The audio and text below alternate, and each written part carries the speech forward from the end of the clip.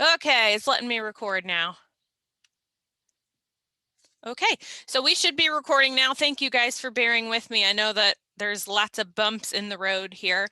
So just to give you a little bit of an idea about what we're going to be discussing today, I know that at least a couple of you have attended a GYMS workshop that I have done before. And so this may be something that you have seen before with me.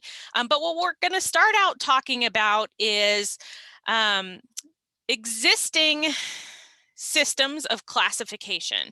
So that's something that family members come to me a lot and they say, I want to know where my person is at. The doctor says that we're at a level 2 or a level 6, and I don't know what that means. So we're going to talk about some of the more common systems that we see that are used maybe in that medical setting to classify. And we're going to talk about what those mean just a little bit.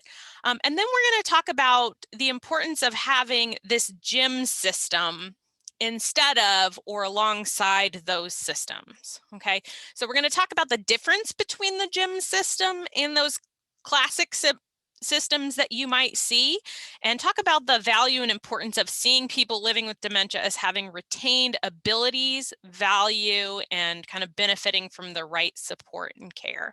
One of the things that I love that Teepa always says when she's talking about the GYMS is that in the right setting, with the right care, any gym can shine. And I think that is a wonderful way for us to approach our care partner situation, is that this person that I'm living with or working with or whatever is doing the best they have with the retained abilities they have, with the needs that they have. So what do I need to do to help them to shine? Okay. We'll also talk a little bit about each of the 6 GYMS states, and I'll be using some video from Teepa, which I will share with you. And after she discusses each GYM, I'm going to kind of pause that and come back to you guys so that we can talk about what we understand about each GYM and what that helps us to understand about what we're seeing in our own lives.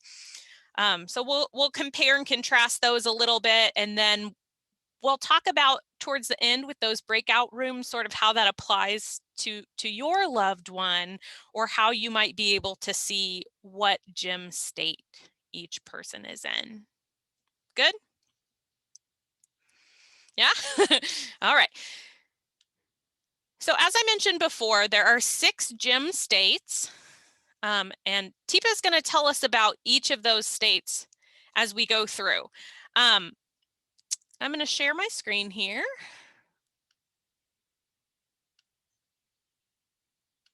Can you all see the video? I don't hear any of you. Yes. Okay. Make sure I'm sharing my sound with you. So the first GYM that we're going to talk about is Sapphire. So what I want you to listen to as you hear Teepa talk is, what are some of the things that are true about Sapphires, and what kind of things might they need if you're supporting or if you know a Sapphire? About progression. How does this disease change over time? Now, unfortunately, typically what people talk about is loss. Oh, it's worse, it's worse, it's worse. And it's going to get harder, and things are going to get worse. But if that's all you're thinking about, you're missing opportunities. It's not just about the loss. It's always about what do they have left. And so I took the scales that were out there and looked at them. And frankly, they're pretty depressing. They emphasize too much, what's going to happen next? And it's not a good thing. So what I decided is, let's stop talking about people as though they were less, and let's start looking at people as though they still have something. My job as a care partner is to figure out how to provide the right support and the right care so they can shine. Quit thinking about them as numbers. Is this a stage 1, 2, or 3, or a level 1, 2, 3, 4, 5, 6, 7? And instead, how about if we looked at, how are they precious? How are they unique? What do they have that I can still use to help them live life? Because life happens, and we're both going to live it, so how's it going to be? So I thought, how about GEMS? How about if we thought about people as precious and unique, There's not a single gem that I know of that people don't find attractive and interesting. And if I could get you to think about people as having something positive, something good, and I got you to see them that way and understand them that way, then you may be more interested in providing the right setting and the right care so they can shine. And so what I did is I took a scale that's out there, Allen Cognitive Levels, cognitive disabilities. It's something used in occupational therapy. And I took that and I built off of that. And what we have are gems, 6 of them, 6 levels. Sapphires and diamonds and emeralds and ambers and rubies and pearls. All of those are amazing gems, but they're all different, they're all unique, they all have characteristics. Now, the way I organize this is sapphire. Notice how it's on the other hand. It's a little special. It's a brain that's true blue. It's a brain that's not experiencing the changes that come with things like dementia. Instead, this is a brain that's flexible, it's organized, it's able to work with all these other gems. And when you're a care provider, it's really important to be a partner who is flexible and not really struggling on your own. But the reality is you're probably going to experience some moments that aren't sapphire-like. When that happens, take a break, because you do want to be a sapphire to care for the gems. All right, I'm going to stop that for a second. So Teepa mentioned one of the current systems of staging that we have right now. It's called Allen Cognitive Levels. How many of you have heard of this? Yeah, what do you know about the Allen Cognitive Levels?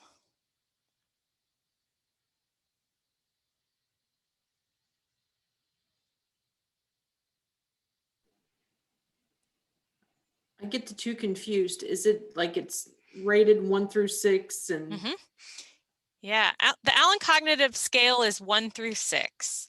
And so 6, if you're a 6 on the Allen Cognitive Scale, that would look a lot like a sapphire, right? That would be somebody that really doesn't have any dementia going on. They might have that progression of normal aging, but by and large, they can do pretty well, right? What other staging systems have you heard of? I don't know what it's called, but just the, because I'm sure there's a name for it, but it's the, early, middle, late. Yeah, so we have an early, middle, late staging that a lot of places use too. What might be the problem with a staging system like that?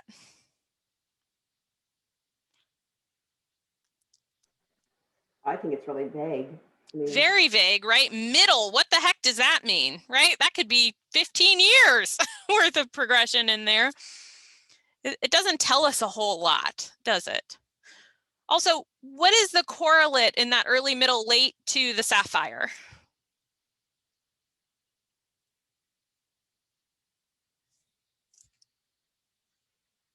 Nothing, there isn't one, right? You're either early, middle, or late. You're not without the disease if they're using that scale with you. 1, 2, 3. So we've got. Dana, Uh-huh. Can I say something now? You say mild to moderate. Mm-hmm. Yeah, so mild to moderate, that's kind of a version of that system that we use as a shorthand too, that early, middle, late. Yeah, and not that it doesn't have its place to talk about that when we're doing certain things, but it really doesn't tell us much as care partners about how we ought to be interacting. There's another one that's used pretty widely too. Can anybody tell me about that one?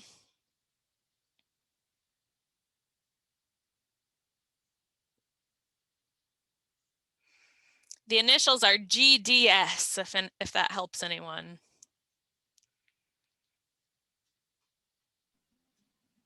that's the scale where the numbers are reversed. So if you're a Right. 6 by the Allen scale as a sapphire, you're on the other end of the spectrum. I forget what GDS stands for. Yeah, so GDS stands for Global Deterioration Scale.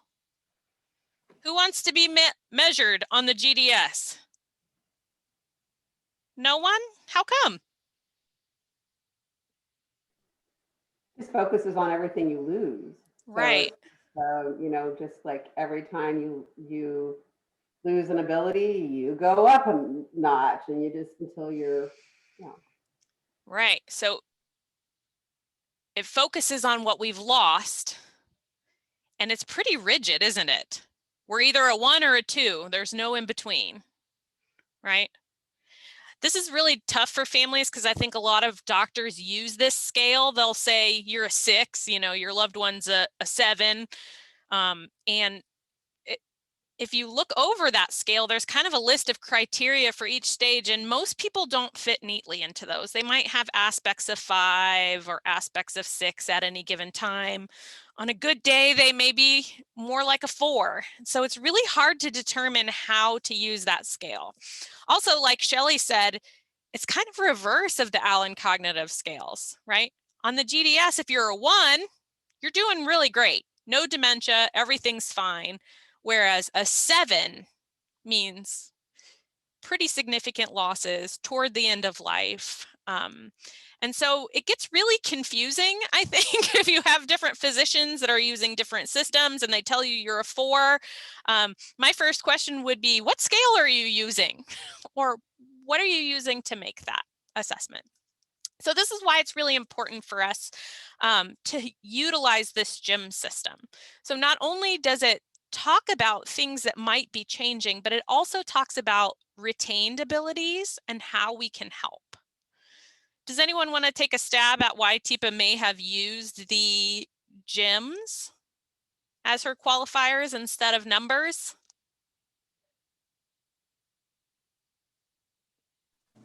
She thought it might be easier to remember. Okay, how come? That's true. Well, it's something you can visualize. No, it hasn't worked. Well, I say that, but it hasn't worked for me. We'll get there, Don. So, That is exactly correct. Because our brains like visual information the best, Teepa wanted something that was tied to colors that was visual. She also wanted something that had value no matter what stage you're at, right? All of these GYMs are precious, and that's important to remember. Okay, so we started out with Sapphire. So how many Sapphires in the room today? Yeah, what makes you a Sapphire? You can Totally, use go ahead. totally unrelated. It's my birthstone for my September Oh. day. Well, that makes it extra special. What did she say in the video about sapphires? Oh gosh. You can use that cheat sheet I sent you too. I sent you that grid ahead of time. Flexibility. Flexibility. Great. Sapphires are flexible. They can change from moment to moment. What else? They're connected. Connected. What'd you say, Diana? No change from the past. I mean, like there's not anything different about you than what you were. Yeah. So just that kind of normal aging, normal cognition. Yeah. Anything else? Organized. Organized. Yeah. They can do things in a way that makes sense. They can take in new information, right? Do you ever have days where you are not a sapphire? Yes. Mm-hmm. We do. The GYM system is fluid. Even those of us who are not living with dementia can change from sapphire to diamond, and we'll see why here in just a second in the next segment. But that's really important for you guys to think about as we go forward, is that the GYMs are fluid. We can change from day to day. We can change from moment to moment. What kinds of things might cause those changes?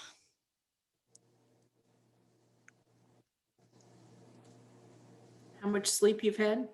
Absolutely. Anything else? Stress.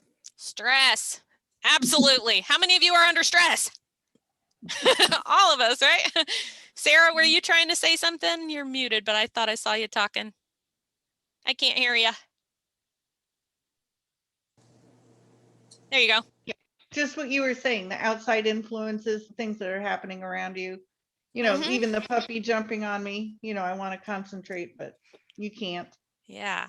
So as we watch this next segment where she shares about diamonds, I want you to think about how you can become a diamond under pressure and other diamonds you might see that are experiencing that as a result of mild cognitive impairment or early stage dementia, okay? So I'm gonna share my screen one more time. We're gonna go back to Teepa, and she's gonna tell you about diamond state. Now, let's talk about the gems. Diamonds, emeralds, ambers, rubies, and pearls. Diamonds, clear, sharp, but rigid, have lots of facets to them, but inflexible. Not liking change, but absolutely able to shine. But diamonds can also cut you. They can hurt you because they still are who they were, but they're different. They're clear and they're sharp. So you may not even believe or think that this is real, that they have a dementia, because they know what they're doing, that she's just being stubborn. Maybe, maybe not. Sometimes things like zirconians can trick you. They look like the real deal and they're not. But if you see somebody who's acting like a diamond, if you experience diamond behavior, create the right setting and the right care, things get better. If you don't recognize it, you can get cut. So when someone is in a diamond state, what we're talking about is rigid, inflexible. I'm very good with habit and routine, the things I've always done. I'm not so good with new stuff. I don't like change, and I don't like people telling me what to do if they never told me what to do. If you were always an authority figure, we're probably in good shape. I may follow you around more and shadow you, but I won't argue with you. But if you've never been the boss of me, this is going to get to be a real problem. All right, so you diamonds out there, what kind of things are changing for somebody who might be in a diamond state?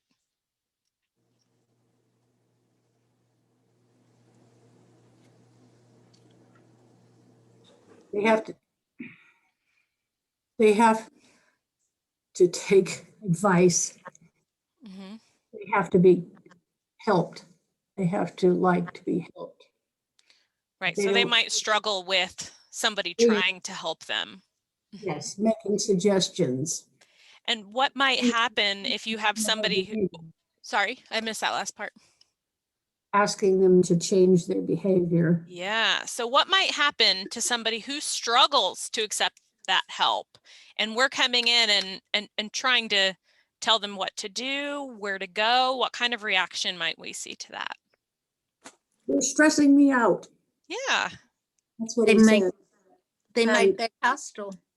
they might get Yes. hostile. Mm-hmm, Upset. mm-hmm, Mm, Or defensive. mm-hmm. Defensive. And what happens to our relationship when we're trying to take over that role too soon? Becomes strained. Mm-hmm. At best, right? Yeah. So what can we do to help someone that doesn't want to be helped? How do you approach someone who might struggle with that authority?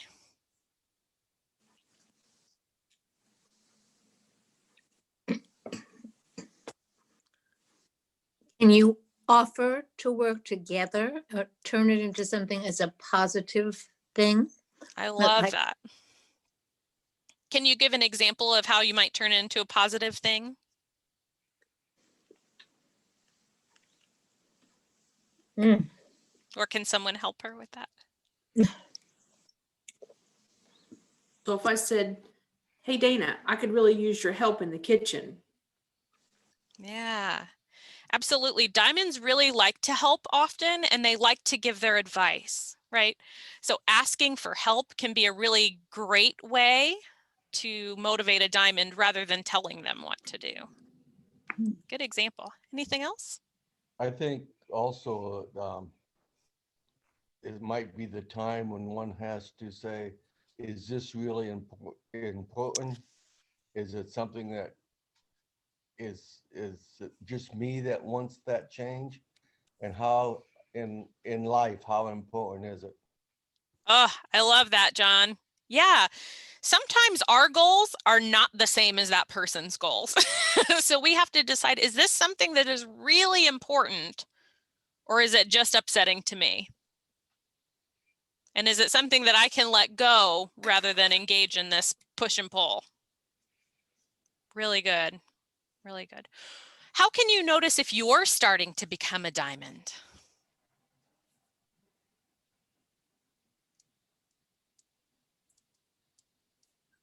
Am I on here? You're easily annoyed by things? Absolutely. I know I am. Stressed, What's that? stressed. You I need to rest. Yeah, for sure. No, That's if I get stressed, I know stressed. I'm not working right. Yeah, if we're getting stressed, annoyed. Yeah, you feel particularly grumpy and everything seems to be kind of going wrong. Mhm. And when you get into that diamond state, how does that affect your ability to help others? Boop, big thumbs down from Don. A lot. Awful. Mhm. Yeah, if we can't be flexible, how can we expect that from someone else? Right? So what can we do if we start noticing that stress, if we start noticing that grumpiness, that irritability in ourselves? Look at what we're doing. Is this important? How important is it? Back off. Don't dig our heels in. I have to have people to talk to about it. Yeah, use that support system. Different people. I have to do that. Pick your battles. I like all those suggestions. And take a deep breath. Ooh, that's a really good one. So cortisol in our brains, that stress hormone, when it gets really high, we do become a diamond and we can't think our best. We become rigid and can't take in information just like any diamond, right? So 3 deep breaths. It's all it takes to get that level of cortisol back down. Why don't we try that while I'm getting ready to show you the emerald video? Ready? Go ahead on your own.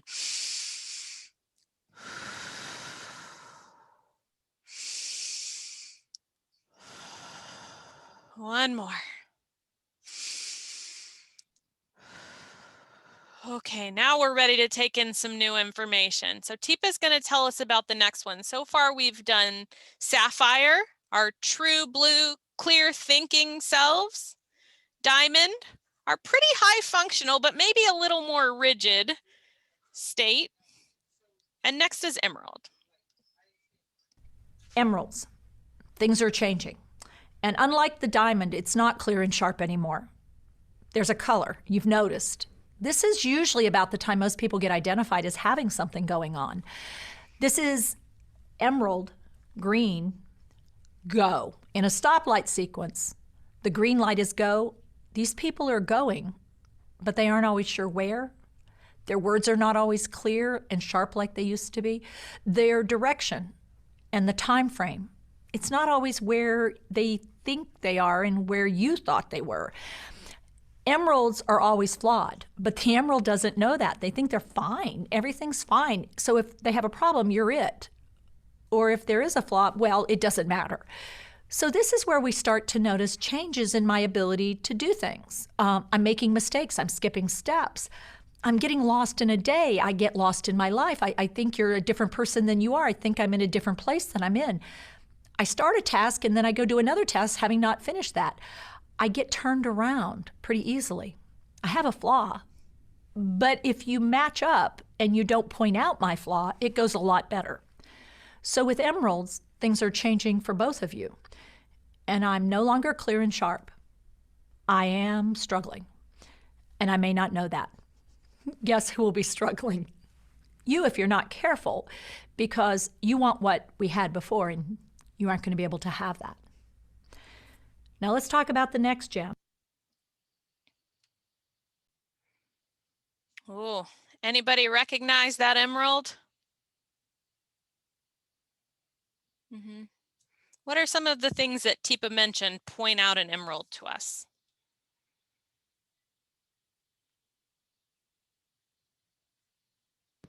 Self-awareness. They may not recognize that they're struggling and certainly won't admit it. Mm-hmm.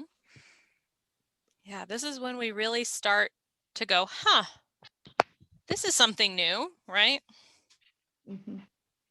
Inability to stay on task. Okay. But they like to be going. An emerald likes to go, go, go. right? So it's important to emeralds that they have something purposeful to do, right? Because many things they can do. They can engage in a lot of activities if we give them a little bit of structure. What other things did Teepa mention about emeralds? Like the sequencing of like a task that they normally would do, they would start to maybe skip steps or get distracted and move on to something else and leave it completely undone. Things that are not normally in character of how they complete tasks. They kind of get out of order on things. Yeah. Yeah. So if we notice that that's happening, right, that people are starting to struggle with things that have a lot of steps and they might get distracted or out of order, how could we support an emerald in doing activities around the home? The first word I think of is to simplify things for them. Don't make them complicated, as few steps as possible, or ask for just one thing at a time, not multiple things. How might this change their ability to complete activities if we simplified? I think it would increase their ability. To do it on their own? And what impact do you think that would have on you as a caregiver? Less stress. Positive for both of you. For sure. Yeah, one of the biggest well-meaning mistakes, I don't like that word, but well-meaning issues that I see with care partners is that they try to take over things much too quickly.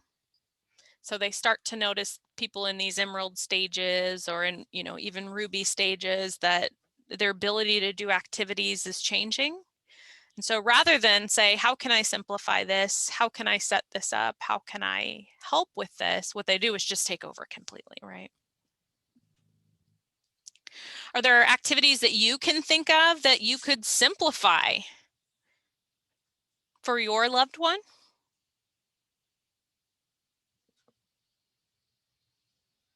That you could break down into steps or use better communication with? I can think of one thing, and that's getting dressed, helping to perhaps lay out clothing rather than have them put on 3 separate pairs of undershorts at the same time.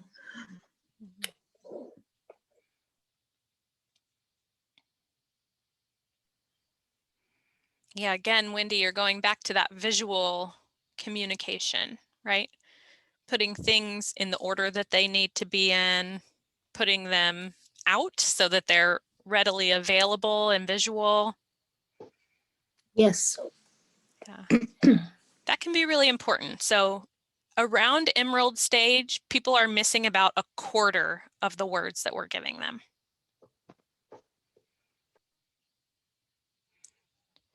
As a care partner, when your loved one doesn't seem to be understanding you, how do you typically solve that problem?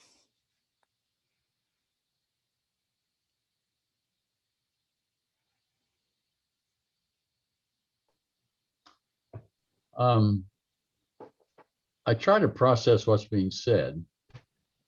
And if I don't really get it, I will say, repeat that again. I missed part of it. I kind of take the blame for what happened, what I didn't understand. And I meant more like, if you think that your wife is not understanding you, Jim, how do you attempt to resolve that problem? I asked her, what is it she doesn't understand? Okay. What'd you say, Sarah? Fewer words, make it less complicating. Yeah. Yeah, that's very useful. Yeah. So maybe if we know that they're missing 1/4 of our words, we shouldn't be giving them 100 words when 20 will do. Right. Yeah. I find that when I try to explain something in depth that has a lot of little parameters to it, I'll get about 30 seconds into it and I realize she's not really following me that well. Absolutely. I've said too much. So how do you correct that, Jim?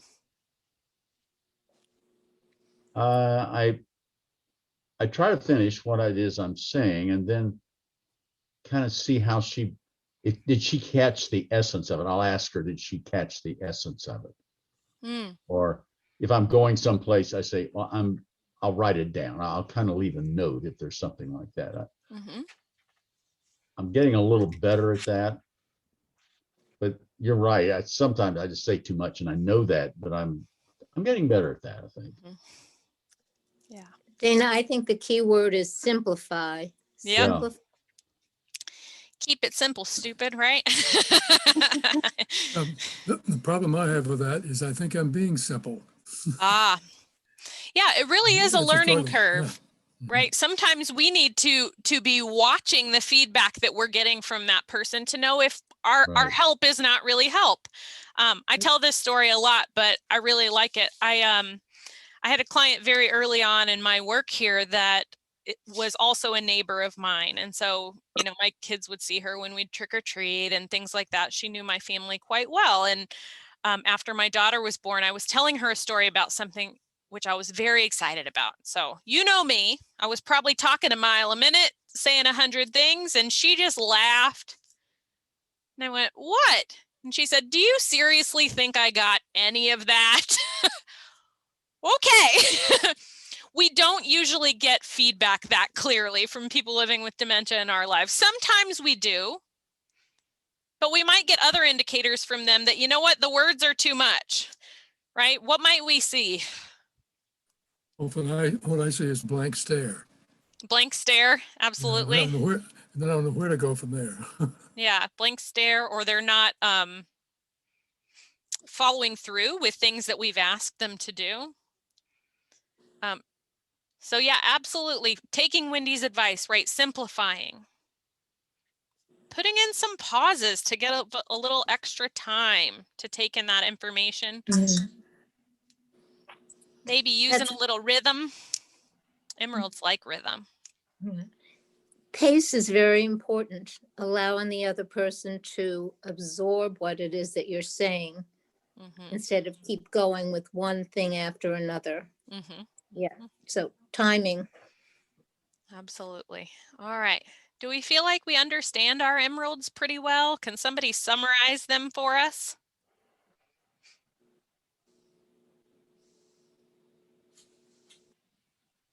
What do they like? To go, go, go. To go, go, go. Anything else? Routine, Routines. Yeah. Diamonds and emeralds both do well with routine. Keep it simple. Yeah.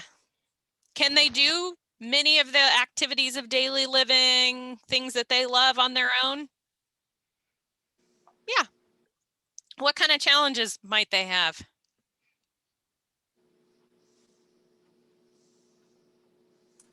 They Doing forget something the new. short term, like simple, short instructions. Yeah. They might have New trouble with too new long information. instructions, new information. Don, would you say? doing something new. Doing something new. Absolutely, right? Things that are novel might take them a little bit longer, might be a little harder, require a little support.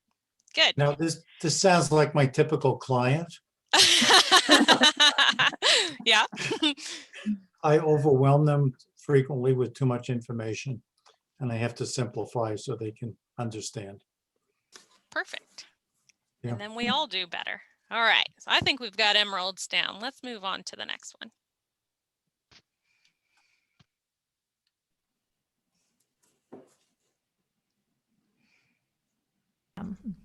Ooh, oh, uh-oh, ambers. Yeah, most of you don't really like ambers in real life with dementia, but let me describe amber. Amber is one of the most interesting gems because it actually isn't a found in the ground gem. It's something like sap coming out of a tree and something getting stuck in it and then more sap and then it hardens up a little bit. It's something caught in a moment of time. And that's where these folks are. They're in a moment of time. It's all about sensation. It's all about what does it feel like? What does it look like? What can I do with it? Do I like it? Don't I like it? I'm in a moment. I don't have caution. I don't have safety awareness. I'm all about if I want it now. And if I don't like it, I'm not doing it. And so this is often where, as a care provider, you really struggle because my behavior is so inconsistent with who I used to be. But an amber is an amber. They aren't a diamond or an emerald, and they certainly aren't a sapphire. So this is the point in the disease where you might see me engaging in ways, because I'm still very interested and curious, but I don't know whether it's safe or not. So I may pick up things and do things with them, and it's not okay. I invade your space. I take things. I mess with stuff. And I may have a low sensory need or a high sensory need for any of the 5 senses, but I don't have safety awareness, and I wear you out because I'm not always good at when and when not to sleep. It's sort of like if I feel like it, I do. Not all the time, but it's important to notice in the moment. Critical to be a sapphire.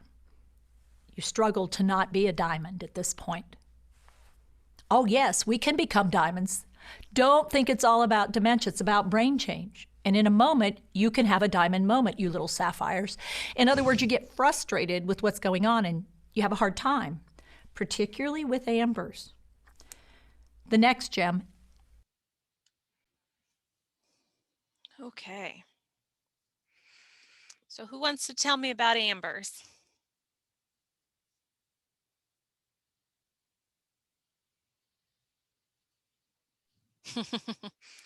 Nobody, huh? They do what they want. They do what they want. And what do they want? I have to say, this is a time when you have to be aware of safety factors like the stove and anything that has heat or sharp points or that can hurt them. Mm-hmm. I think something else that happens, I'm starting to see a little of it, is what seems very logical in even talking about sharp things and the stove and what have you. Sometimes things can occur that just come out of the blue and you say, where did that come from?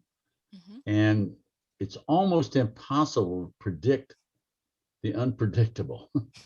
In somebody who thinks they're doing things in an orderly fashion or in a logical fashion, and it just comes out of the blue. It's hard to understand it sometimes. Mm-hmm. and not get angry about it. Mm-hmm. And or not get so frustrated you just kind of throw up your hands. I'm better. I'm not there yet. We're not there yet, but I understand the problem. Yeah. I think that's one of the things that I love about the gems is that sometimes I have to say, why might this be happening? Right. And so if I can understand in this moment, where might they be? It helps me to understand. So how do you get to that point, Jim, where you say, okay, well, what's going on? Yeah. Part of it, I assess what is the problem that is perceived, and is there a danger associated with it, or is there something that, does anything need to be done, or I just kind of maybe let the moment pass and then kind of come back to it and say, well, what do we think you ought to do about that? Yeah, that's a great Not solution. respond to the point that it gets out of the simple mode, and because that becomes very confusing to somebody who can't follow that. Yeah, sometimes just saying time out. Yeah. We'll be back after you've had a chance to really kind of calm yourself, think it through. Yeah. Just like Teepa was saying, when we get to amber stage, especially, we've got to learn how to keep ourselves being sapphires. And I know Wendy's a big proponent of this, is making sure we're taking care of ourselves. But sometimes that means, hey, when we don't know the solution right now, we just need to step back and try and figure out, what is this person trying to tell me? Right. So amber, she was saying, are a lot more kind of stuck in a moment of time, right? This is where we see that sort of confusion about time, or that we really get stuck on one topic, those kinds of things. But did you notice, what did she say about what ambers might like or need? Did you pick up on that?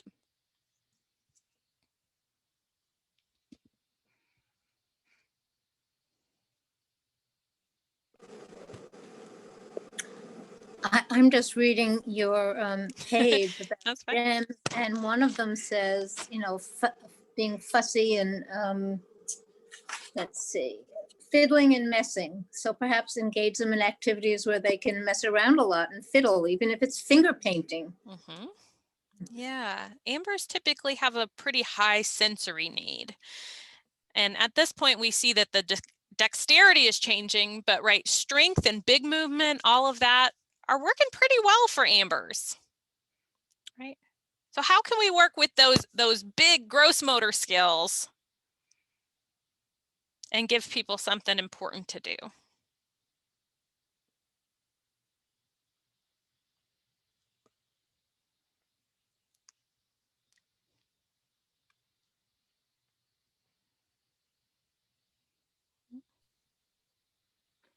Do something like go out and rake leaves. Yeah, Yeah, I love it. sweeping. Yeah. Oh, that's a good point. Because there's physical activity as well, which is very, I think, healthful and helpful. Especially if it's something that they had been responsible for before, or that they feel contributes to the house, right? Great Like even like suggestion, laundry Kathy. baskets of things to help fold when doing laundry or helping to sort things or Maybe um, not the socks, right? But could they fold yeah, a towel? yeah. Especially if you're not picky about how it looks, right?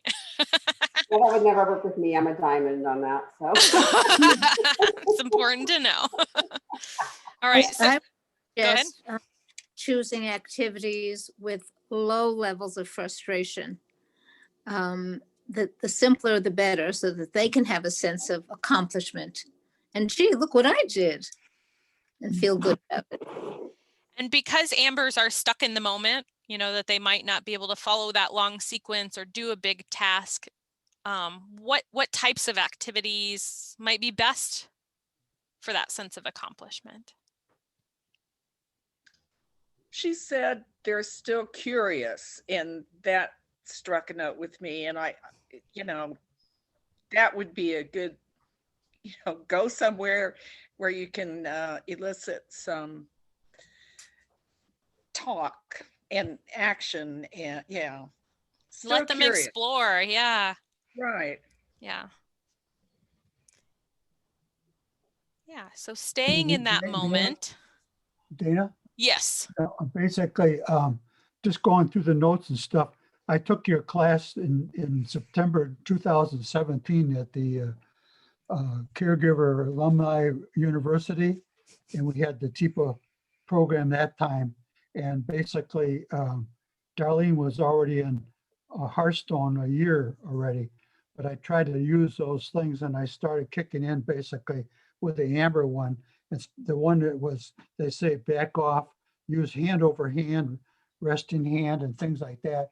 So therapy is a little different, but basically applied a lot of those things to it, which helped basically when you went in to do the visit and stuff. And talk about some of the creative things.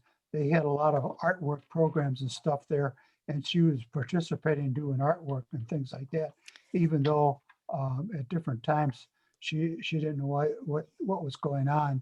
But basically using these gems, so to speak, I kind of use as a benchmark each time as I saw her progress onto there. But the biggest one is basically, I always tell the story. She says, "You better leave now before my husband comes." So basically, I used to walk out of the room and come back and say, "Oh, there you are." And then I used the hand over hand, and that was it. Yeah, so, you're the hot piece on the side, Jerry. Yeah. So basically, that's it. And over the years, I'm going to show you this here. This is I can't show it good there.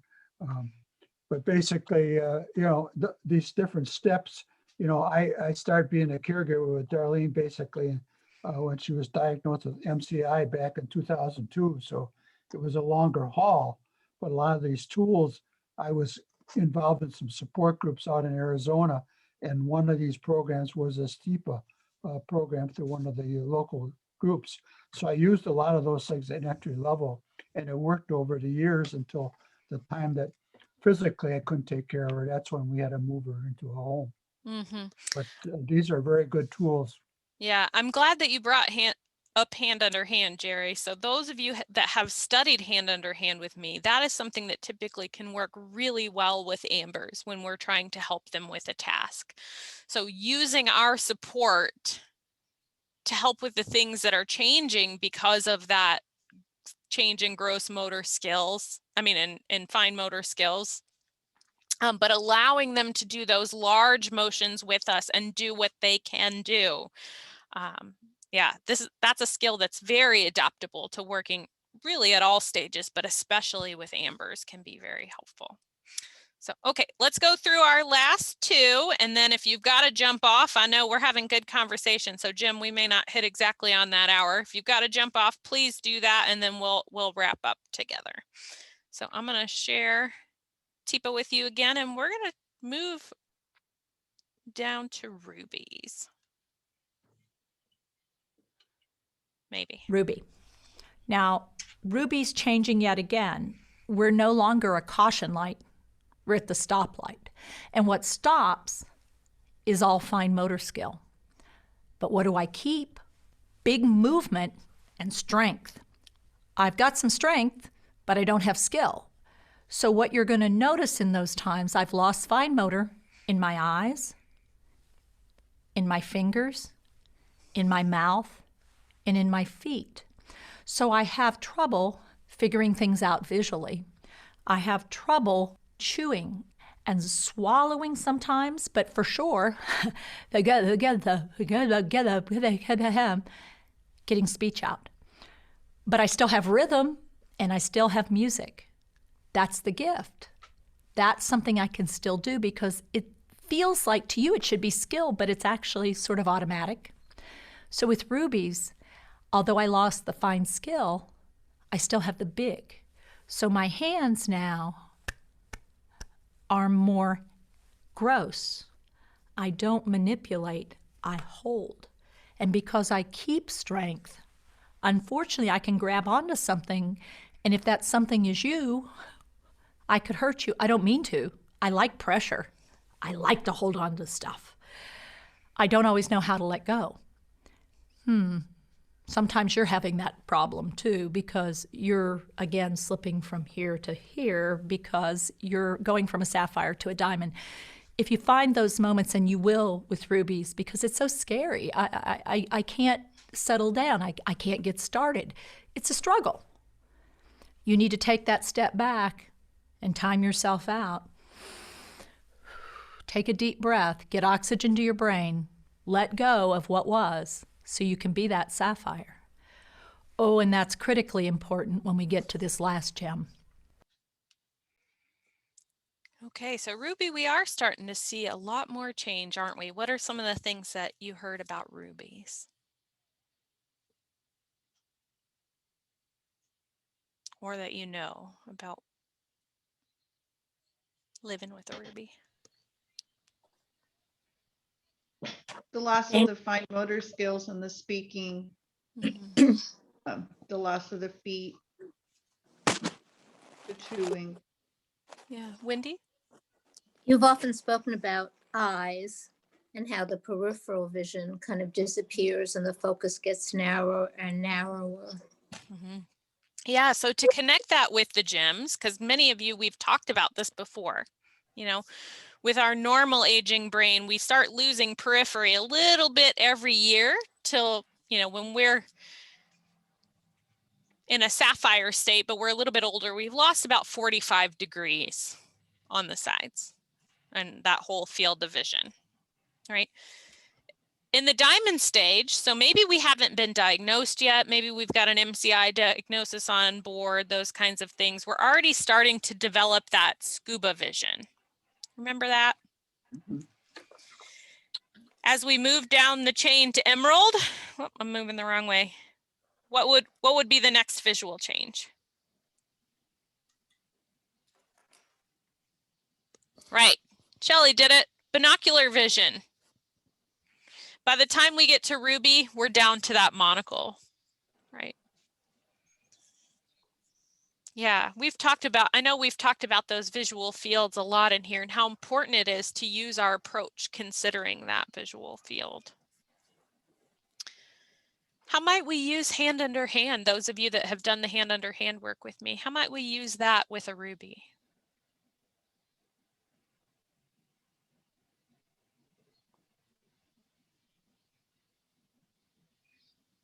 Do you mean like when you're trying to eat, like lifting the spoon? Could, yeah. I think that could be helpful for an amber or a ruby that's losing that motor skill. Yeah. Even to guide walking, that using that hand on their hand and the supportive, maybe elbow support to help guide them the direction that you want them to go. Yeah. Great. Any other thoughts?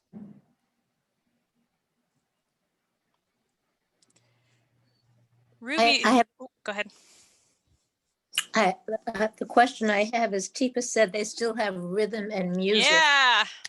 So utilizing music in daily life and engaging them is a real plus. Yeah, it can help with movement. It can just help us in our communication, right? Yeah. Great. Thanks, Wendy, for bringing that up. Okay, last one.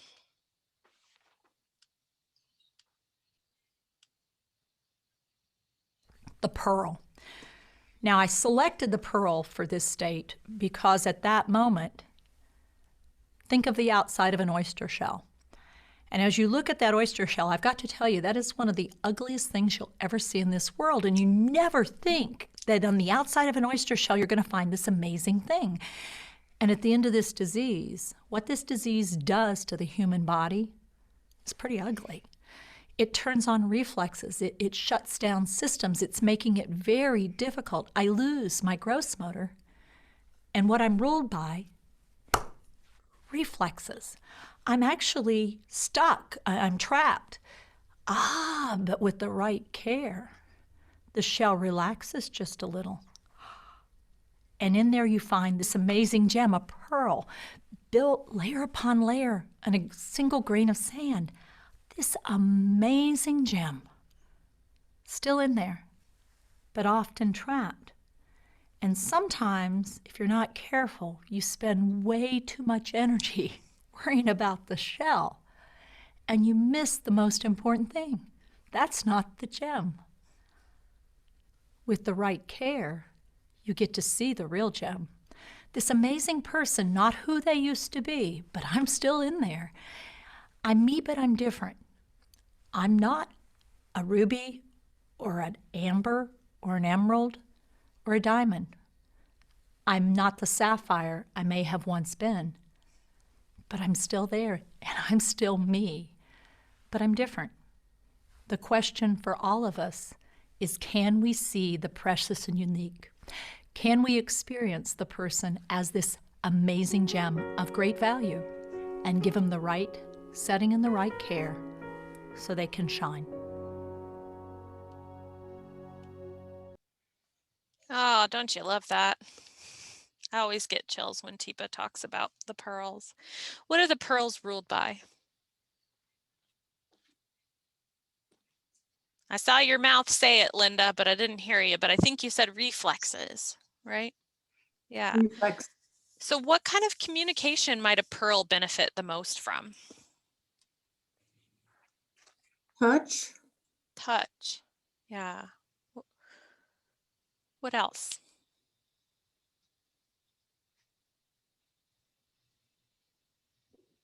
Are they understanding our words? Just nearness. Nearness. Mm-hmm. Being sweet and loving and kind. Yes. Our tone of voice, right? All those nonverbals are very important with pearls, right? That we're projecting that lovingness, that calmness, that happiness, that whatever it is we want to maintain for them. Even through the end of life, many people living with dementia can reflect emotions, even when they can't name them anymore, at all stages, including Pearl, right? So considering that as we're providing care and making sure that we're not moving too quickly can be really, really important when we're working with pearls. I was going to say, slow move, slow down, Take your time. Lots of, reassuring facial expressions, gestures. If you remain as calm and slow moving as possible and ease them into.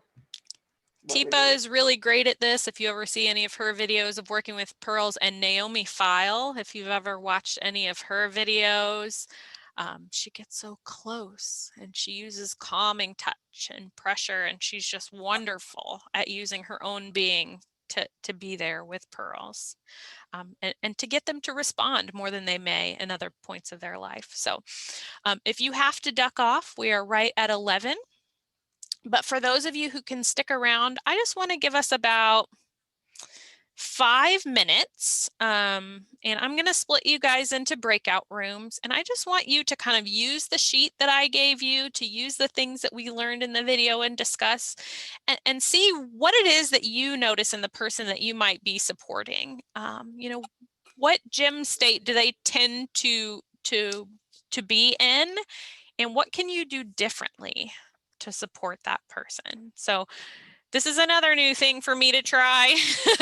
Let's see, how many of us are there? 3, 6, Thank 9, you, Dana. 10, 12. I'm gonna Okay. head off.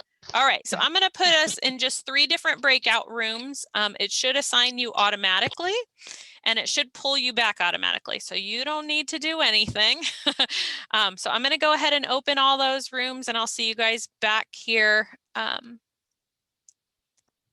on, in just a few minutes.